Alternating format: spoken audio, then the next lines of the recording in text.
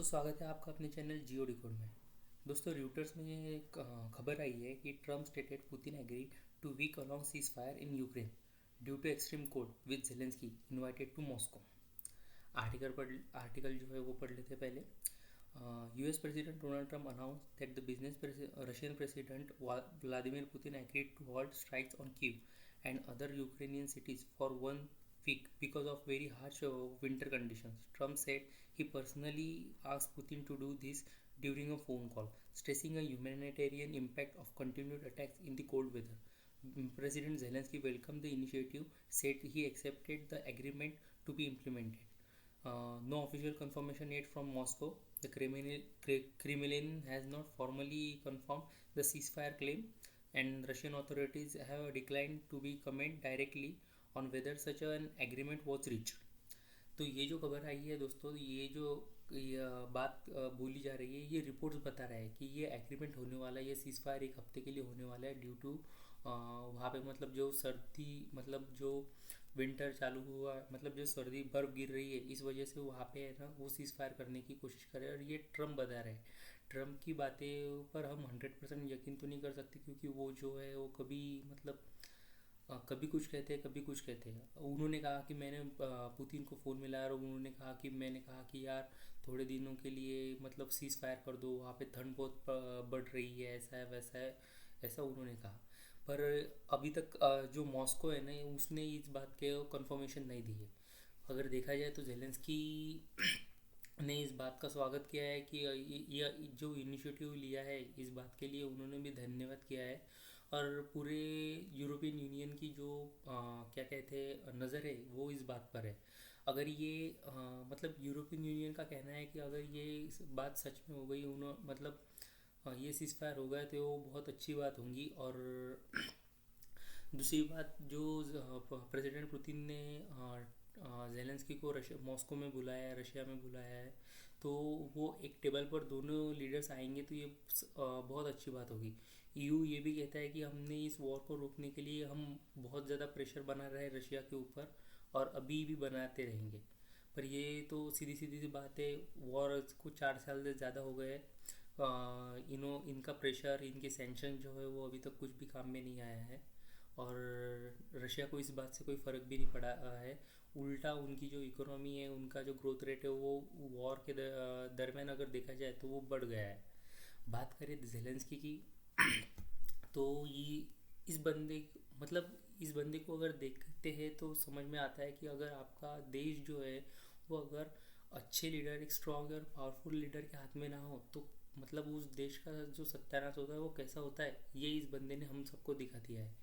तो देखने वाली बात यह है कि इन्होंने मतलब अभी तक जो है ये नाटो नाटो करते थे, नाटो को शामिल होना है, नाटो में जाना है, तो ना इनको नाटो में एंट्री मिली है।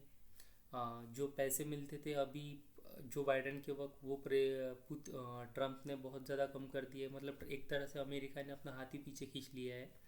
और इस बंदे ने अपना पूरा का पूरा देश की इकोनॉमी, उसका इंफ्रास्ट्रक्चर पूरा का पूरा एक मतलब पूरा जो देश है वो युद्ध में झोंक दिया है। और वो भी ऐसे आदमी के साथ जो किसी की सुनता नहीं है। क्योंकि अगर देखा जाए तो पुतिन जो है वो बहुत स्ट्रॉन्ग लीडर है। अगर यूरोपियन यूनियन उनको नहीं मानती, ट्रम्प उनको नहीं मानता, अमेरिका उनको नहीं मानता है, फिर भी अगर देखा जाए ना, हालांकि ये यही है, मतलब यही एक बंदा है कि जो किसी के, अमेरिका में कोई भी प्रेसिडेंट हो, बराक ओबामा रहा हो, जॉर्ज बुश रहा हो, कोई भी किसी को किससे डर नहीं रहता था। और ना ये कभी किसी के प्रेशर में आए हैं। ये बहुत स्ट्रॉन्ग लीडर है।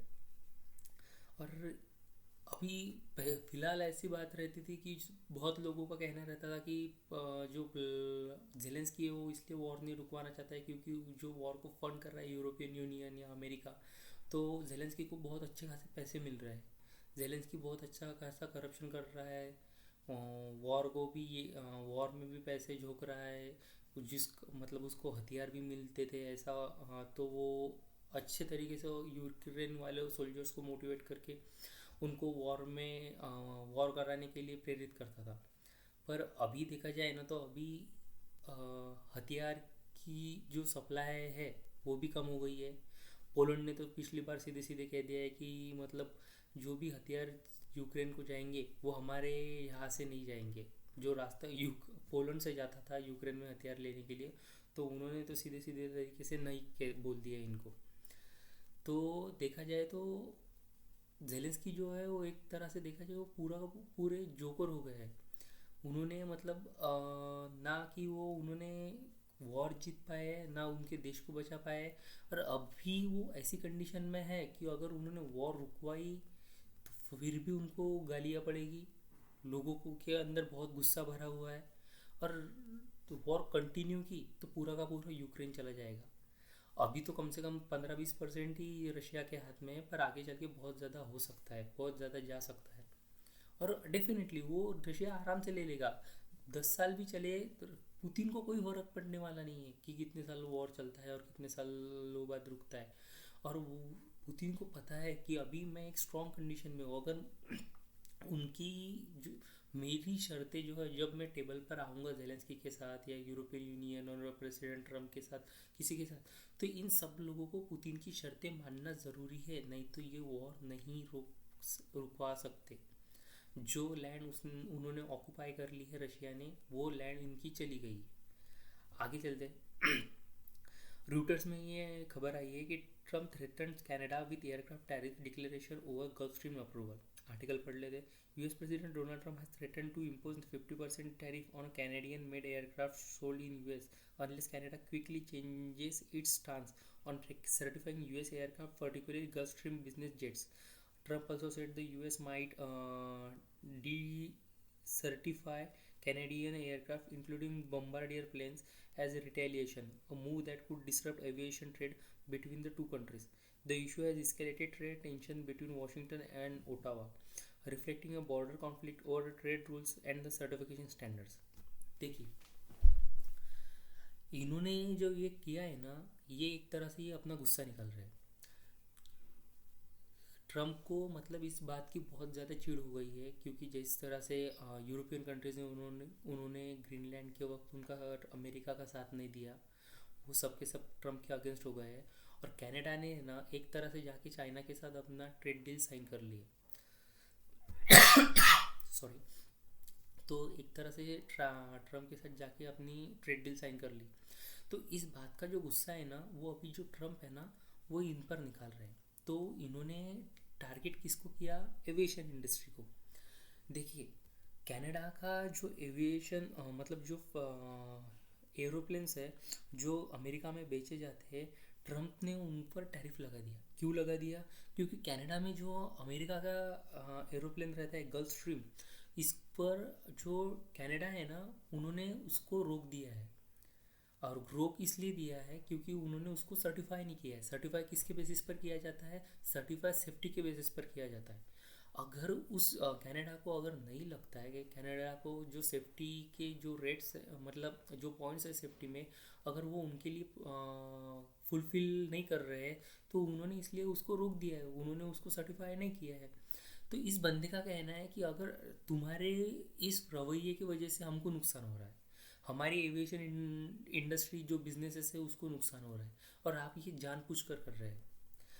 हालांकि इनको भी पता है कनाडा ऐसा नहीं कर रहा है, पर ये इन्होंने जानबूझकर कह दिया है और उन्होंने टैरिफ की भी धमकी दे दी है। तो अभी ऐसा फिलहाल चालू है। अभी धीरे धीरे करके और ट्रम्प कितना कनाडा पर टैरिफ लगाता है और किन किन चीज़ों में लगाता है अभी देखना पड़ेगा। और ये आगे और चल के बढ़ सकता है। और कनाडा जो है वो भी अपने जो मतलब अलग अलग रास्ते ढूंढ रहा है, क्योंकि ये होना बहुत ज़रूरी था कनाडा के लिए। ये अभी हुआ अच्छी बात है, पर ये होना बहुत ज़रूरी था, क्योंकि कनाडा का मतलब पूरी दुनिया के साथ भी मिलाकर अगर ट्रेड पर हम बात करें ना, तो कनाडा का पूरी दुनिया की के साथ जितना ट्रेड होता है ना, उससे कहीं ज़्यादा परसेंटेज में अमेरिका के साथ ट्रेड करता है कनाडा।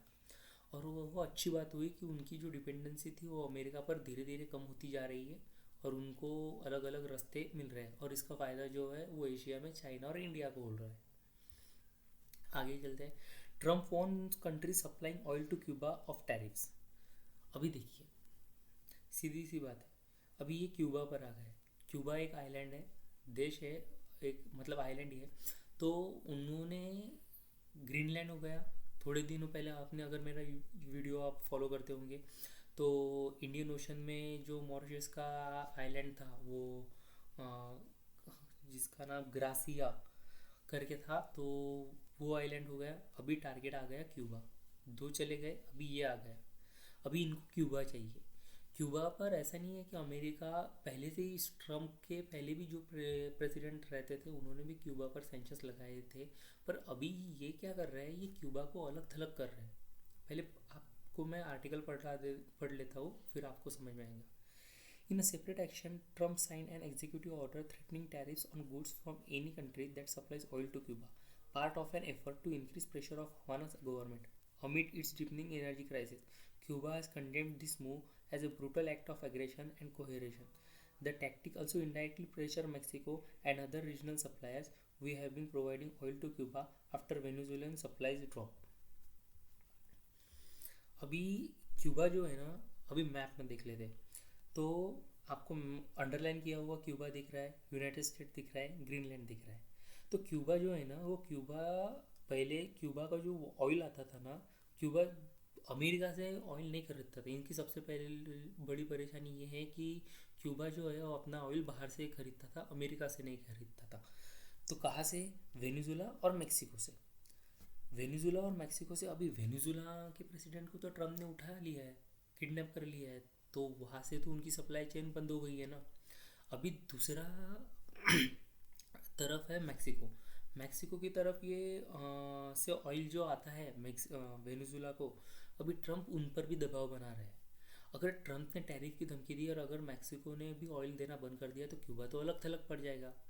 और जो अगर एनर्जी की रिक्वायरमेंट्स है, ये इनकी नीड है क्यूबा की, ऑयल परचेस करना, तो इनके पास एक ही ऑप्शन रह जाएगा, अमेरिका। और अगर इन्होंने कहीं से भी और एडजस्ट कर लिया तो ट्रम्प उस देश पर टैरिफ लगा देंगे। मतलब देखा जाए तो इस बंदे को बिजनेस चाहिए। हाँ, और ये जानबूझकर क्यूबा के साथ ऐसा कर रहे हैं। क्योंकि कैसा है पता है क्या? मतलब अगर जितना प्रेशर ये बिल्डअप करेंगे क्यूबा के लिए, जैसा मैंने अपने लास्ट वीडियो में बताया था कि इन्होंने कैसे स्ट्रेटेजिकली ईरान को घेर लिया है, तो वैसे ही ये जो है ना वो अलग थलग क्यूबा को कर रहे हैं। और क्यूबा कोई बहुत बड़ा देश या बहुत स्ट्रांग देश नहीं है, ये आइलैंड है। तो ऐसा इन्होंने अगर क्यूबा को कर लिया है ना, तो ये इतना प्रेशर बिल्डअप कर देंगे कि क्यूबा खुद अपने आप को सरेंडर कर देगा अमेरिका को। और जो भी डील, जो भी शर्तें अमेरिका की रहेगी ना, तो ये जो है ना क्यूबा अमेरिका के साथ मतलब किसी भी कंडीशन में निगोशिएशन करने के लिए तैयार हो जाएगा। अभी ट्रम्प ऐसा कर क्यों रहा है? मैंने अपने पिछले वीडियो में ही बताया था, क्योंकि जो नवंबर में इलेक्शन होने वाले हैं अमेरिका में, तो ट्रम्प सबको दिखाना चाहते हैं। और ये जो पर्सन है ना, ये बहुत ज़्यादा इगोइस्टिक है। ये अपना नाम जो है ना वो हिस्ट्री में लिखवा देना चाहता है कि देखिए जब मैं अमेरिका का प्रेसिडेंट था तो मैंने क्या किया, मैंने क्या किया। अपने पिछले जो टर्म में इन्होंने बहुत बार कह दिया था कि जो रशिया प्रेसिडेंट थे, तो रशिया के प्रेसिडेंट पुतिन थे, उन्होंने बराक ओबामा के टाइम पे या बुश के टाइम पे इस जगह को हथा लिया था, मतलब कैप्चर कर लिया था। और मेरे टर्म में तो किसी ने कुछ भी नहीं किया। तो अभी इनके टर्म में पुतिन जो है वो यूक्रेन को कैप्चर कर रहे हैं। तो अभी कुछ ना कुछ ऐसा करना चाहते हैं ना कि जो अमेरिका के प्रेसिडेंट ने अभी तक किसी को नहीं किया होगा। और वो अपने लोगों को दिखाना चाहते हैं कि देखो ये अपने आपकी देश की जो लीडरशिप वो कितने स्ट्रांग हैंड में है। तो आज के लिए इतना ही। आपको ये वीडियो पसंद आया है तो please like share and subscribe my channel. Thank you so much.